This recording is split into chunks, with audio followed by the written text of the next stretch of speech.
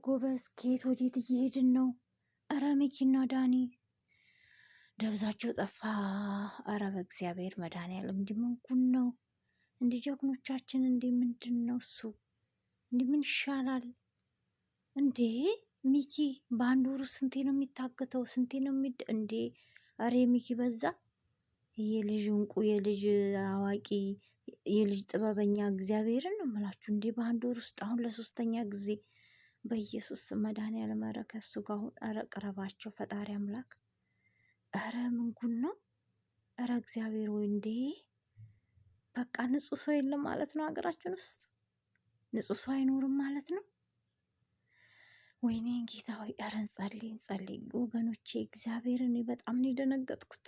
ወይኔ ጆሮ ባይኖር አልኩኝ እኔ። ቪዲዮ ራሱ ማዳመጥ መጨረስ ነው ያቃተኝ። እግዚአብሔርን ነው የምላችሁ። መድኃኒዓለም ከእናንተ ጋር ይሁን። ሚኪ ዳኒ ፈጣሪ አምላክ ከእናንተ ጋር ይሁን። ምንም አይንካችሁ። አይደለም እኔ እንጃ አላቅም ማለቴ መድኃኒዓለም እኔ በቃ እሱ ጥላ ከለላ ይሆናችሁ። ለእናንተ የሚሰነዝሩት ወደ እነሱ ይሁን ነው የምለው። ሌላ ምንም አልልም። እርግጠኛ ነኝ የራሳችሁ ሰው ነው እያሳለፈ እየሰጣችኋለሁ እንጂ እናንተ ጀግኖች የልጅ ጥበበኞች፣ እኔም እርግጠኛ ነኝ። እኔ ጠላትማ እንደዚህ ደፍሮ አይዛችሁ። ግን የራሳችሁ ሰው ነው መቼም ከኋላችሁ እየወጓችሁ ነው። የራሳችሁ ሰው ነው አሳልፎ የሰጣችሁ። ገንዘብ መቼም የማይቀይር የለም።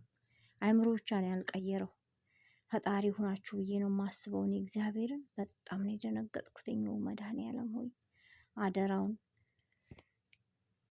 ምንም ሳይነካችሁ እንግዲህ ተወንድሞቻችሁ ተቀላቅላችሁ ያሳየን። ይህንን ነው የምለው ውድ ቤተሰቦቼ። እንደኔ የደነገጣችሁ እንግዲህ እግዚአብሔር አምላክ እንዲህ የሰላም ሌሊት ያደርግልን። ይህንን ነው የምለው። በተረፈ ደህና ሁኑ።